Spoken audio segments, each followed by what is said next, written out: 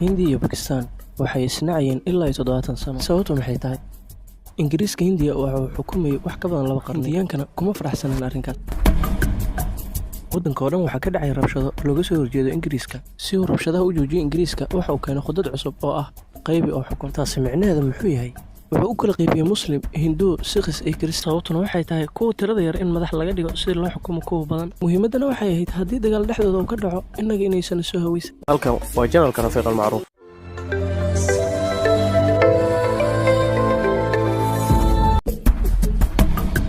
Ma la dhihi karo Hindiya gumaystigii ka hor dagaal diimeed ma dhex marin, laakiin waa dagaalkii ugu horreeyay kaasoo salka ku hayo dhanka siyaasadda. Diinta ayaa ka wanaagsan luqadda iyo caadada. Siyaasiyiinta Hindiyaanka ayagana waxay u habaysnaayeen sida kuwa Muslimiinta. Maxamed Cali Jinnah uu hogaaminayay wuxuuna ka hadlayay Muslimiinta inay helaan waddan ay u madax bannaayeen. Marka Britishku waxaa bilowday dagaalkii koowaad ee dunida. Ingiriisku wuxuu ballan qaaday haddii Hindiyaanka safkiisa ay galaan inuu xorriyadda siin doono, laakiin nasiib darro way la dagaalameen xorriyadda. 20 sano kadib waxaa bilowday dagaalkii labaad ee dunida. Mar labaad Britain waxa uu ballan qaaday inuu xorriyad siin doono, ciidamada uu kala bixi doono. isla xilligan Mahatma Gandhi iyo Jawaharlal Nehru waxay ku tashteen inay kala noqdaan madaxweynaha iyo ra'iisul wasaaraha dalka, laakiin waa la diiday. Maxamed Cali Jinnah oo garabka Muslimiinta hogaaminaya waxa uu British ka codsaday in waddan u gooni ah la siiyo, balse waxaa go'aan lagula soo gaaray Hindiyaanka inay Muslimiinta la dagaalamaan. Haddii aad la yaaban tahay Hindiyaanka waxa ay ku sameeyeen Dankari, hadda ayaad ogaanaysaa. Markii uu idlaaday dagaalkii labaad ee dunida, Britishku waxa uu isu diyaariyay inuu baxo. In badan oo Muslimiinta waxaa la soo wajahay cabsi ay ka qabaan Hinduuga tirada badan ay ku dhex nool yihiin. In badan oo Hindiyaankan waxay ka cadhaysnaayeen Muslimiinta gooni-sutaagga rabo.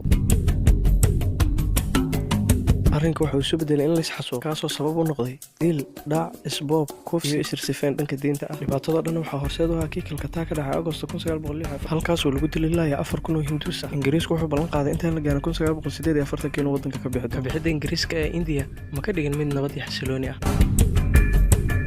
Jinnah waxa uu istusay inay mudan tahay in Muslimiinta ay yeeshaan waddan u gooni ah. Nehruna waxay isku afkarteen inay dhibaatooyinka ka baaqsadaan. Gandhi waa uu ka hormaaday, laakiin xilli dambe Maxamed Cali Jinnah taageerayaashiisa si wanaagsan ayay ugu waafaqeen.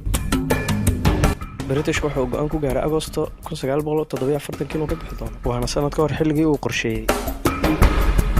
ninkan waxa uu keenay qorshe lagu kala jebiyay boqortooyadii weynada ee India. waxaa la dhihi jiray Kirill Redcliffe, waana garyaqaan British ah oo weligiis aan Baris ka bixin. waxaana loo dhiibay kaartadii qorshe lagu kala jebin lahaa India, iyadoo qaybinta qorshuhu uu yahay diinta, meelaha xuduudaha iyo biyo-mareennada iyadoo loo kala qaybinayo. shaqadanna waxa uu ku qabtay muddo 36 maalmood oo ku dhameeyay 3 maalmood ka hor xilliga qorshahan. waxa uu ahaa galbeedka Bakistan, India iyo bariga qorshahaas oo qarsoodiha ilaa xilligii xorriyadda. Redcliffe qorshihiisa waxa uu ka iloobay inuu calaamadeeyo gobolka Kashmir. maxaa u saxmay, maxaana ka qaldamay? 14 Agosto Bakistan xorriyaddeeda ay qaadatay. maalinkii xigtayna Hindiya ayaa qaadatay. dagaalkii diimahana hadda ayuu run noqday. haddii aad maraynaysa sheekadan inay ku dhammaanayso farxad, weli adig ayaana dareen iyo dhammaystiraadan siinin. waxaa rumoobay xuduudihii Redcliffe uu sameeyey. 7 milyan oo qofooda waxay kasoo barakaceen India, Bakistan ayay soo aadeen. 7 kalena waxay kasoo barakaceen Bakistan, India ayay soo aadeen. 1 milyan oo qofoodna waxaa lagu dilay dagaalka. xuduudahana waxaa sii gudbay tareenno laga buuxiyay carruur, dumar iyo ragba. qoysas badan ayaa ku kala dhumay dagaaladan. militariga labada dhinacba waxay ahayn kuwo nacsiin ah, waxayna ku mashquulsanaayeen danahooda gaarka ah. dabkii bilowday Agosto 1947 ilaa ay maanta u shidan yihiin. Hindiya iyo Bakistan ilaa muddo 3 jeer waxay ku dagaalameen gobolka Kashmir. bariga Bakistan maanta waxaa loo yaqaan Bangladesh. Hindiya iyo Bakistan weli waxaa ka dhexeeya dagaal dhanka xuduudda iyo biyaha. labada waddan waxay haystaan nuclear, xitaa haddii cricketka la iskugu maado ciyaartooda weli siyaasaddu ay jirtaa. ugu dambeyn 70 sano ka kala qaybintii, dadku waa isku cunto, waa isku hadal, waa isku dhaqan, waa isku labis iyo music intaba.